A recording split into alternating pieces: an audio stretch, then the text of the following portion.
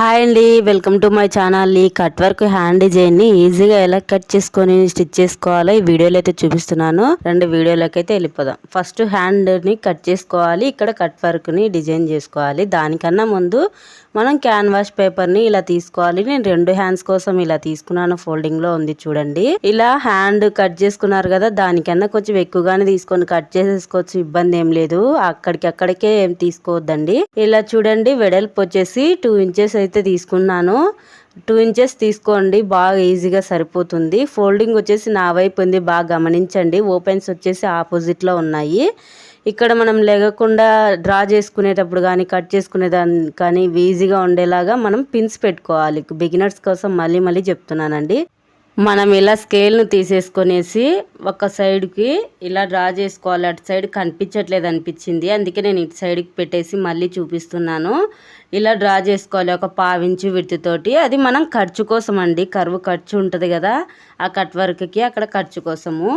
తర్వాత వచ్చేసి మనం ఎంత లోపలికి కరువు తీసుకోవాలనుకుంటున్నాము కట్ వర్క్ అనేది ముందుగానే అనుకునేసి డ్రా చేసుకోవాలి. నేను ఒకటి పక్కన 2 గీతలు అంటే 1/4 భాగం అండి, 3/4 ఇంచుకి నేనైతే లైన్ అయితే మార్కింగ్ అయితే పెట్టేస్తున్నాను. మీరు కావాలంటే 1 ఇంచ్ కూడా తీసుకోవచ్చు, ఇంకా 1/2 ఇంచ్ కూడా తీసుకోవచ్చు తక్కువగానే. అది మీ ఇష్టం అండి, కరువు ఎంత లోపలికి కావాలి అనేది అది మీ ఇష్టము. అలా పెట్టేసుకొనేసి మనము లైన్ అయితే డ్రా చేసుకోవాలి. ఒకటి పక్కన 2 గీతలండి, తక్కువ ఒకటికి ఇంకా తక్కువే అండి. ఇక్కడ కట్ వర్క్ డిజైన్ అయితే వస్తుంది. దానికన్నా ముందు మనం ఎంతవరకు కట్ వర్క్ తీసుకోవాలనేది మనం చెక్ చేసేసుకోవాలి. అంతవరకే కట్ వర్క్ తీసుకోవచ్చు, మిగిలిన భాగానికి అవసరం లేదు. మనం హ్యాండ్ తీసుకొని ఎగ్జాక్ట్ మార్కింగ్ ఉంది కదా, 5 ఇంచెస్ ఉంది ఎగ్జాక్ట్ మార్కింగు.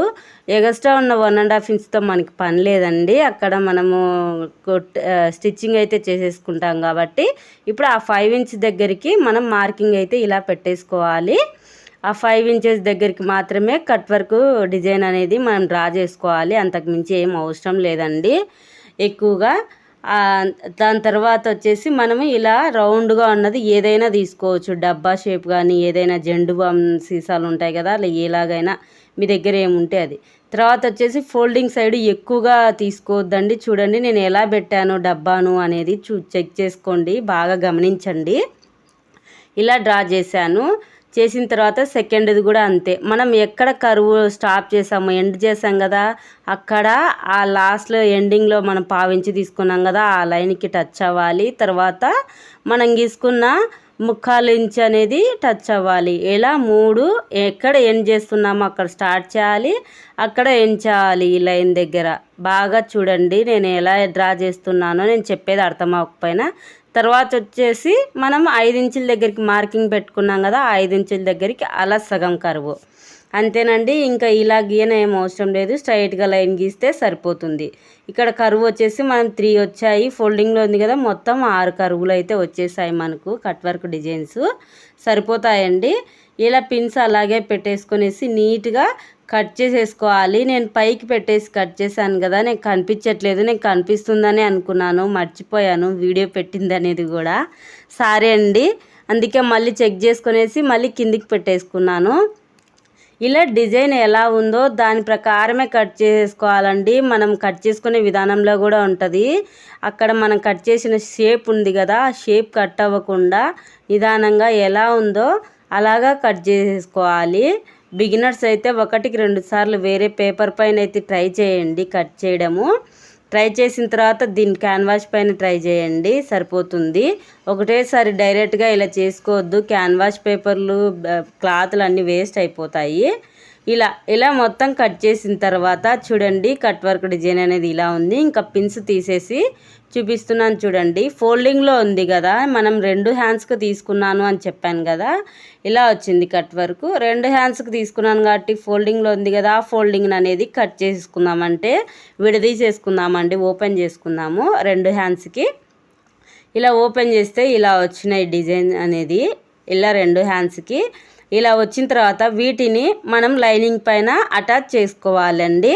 అటాచ్ చేసుకోవాలి, ఇలా పెట్టేసుకోవాలి. మీ దగ్గర ఐరన్ బాక్స్ ఉంటే ఐరన్ బాక్స్తో అయినా చేసేసుకోవచ్చు, లేదంటే నేను గమ్ ఉంది కదా, చాలా వీడియోలలో చెప్పాను నేను గమ్ యూజ్ చేస్తానని. నేను గమ్ అయితే జాయిన్ చేశానండి గమ్ తోటి.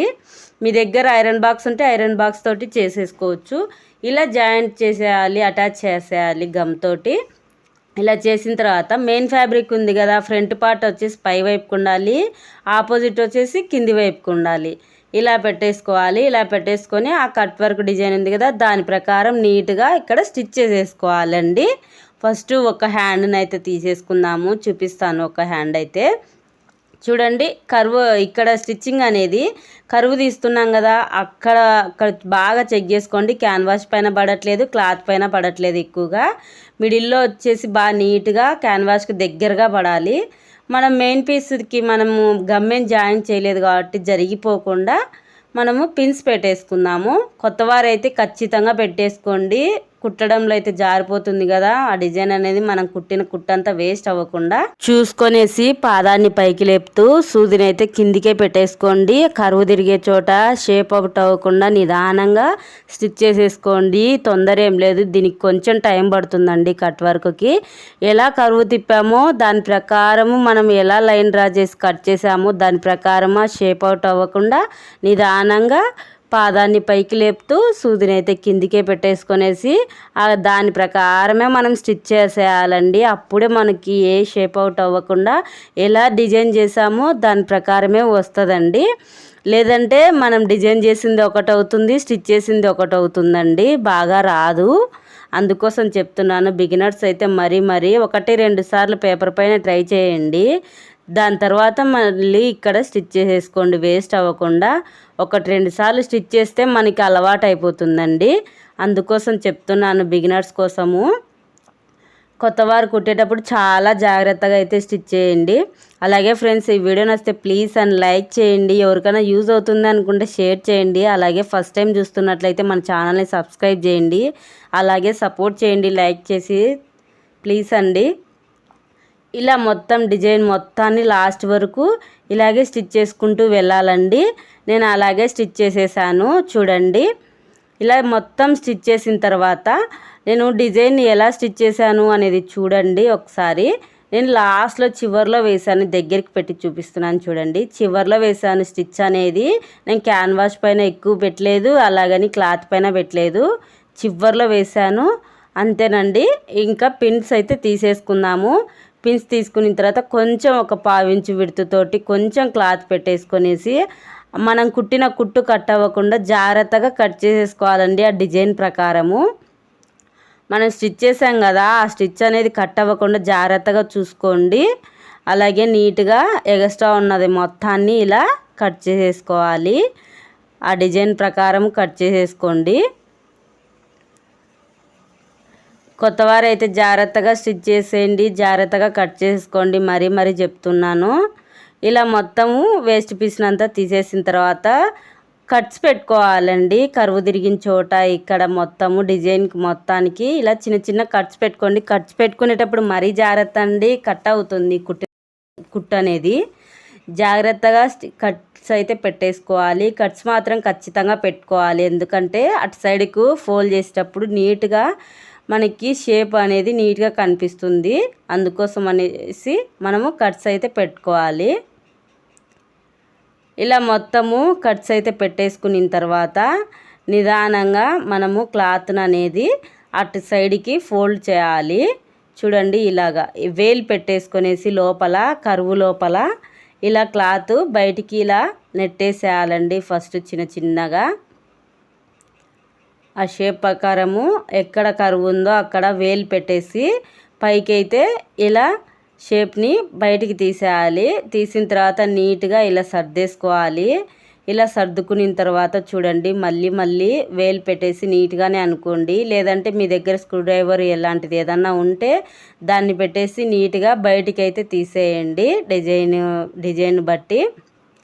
అలా నీట్గా అనిన తర్వాత కరువు తిరిగే చోట ఉంటుంది కదా, కరువు తిరిగే చోట అట వెనక్కి ముందరికి ఇలా పెనేసామంటే నీట్గా అయితే వచ్చేస్తుంది. ఎక్కడన్నా ఫోల్డ్ ఉంటే కూడా ఇలా కుచ్చు వచ్చినా కూడా నీట్గా వచ్చేస్తుంది. అలా అంటే దాని తర్వాత వచ్చేసి మనం ఐరన్ అయినా చేసుకోండి, మీరు ఐరన్ బాక్స్ ఉంటే.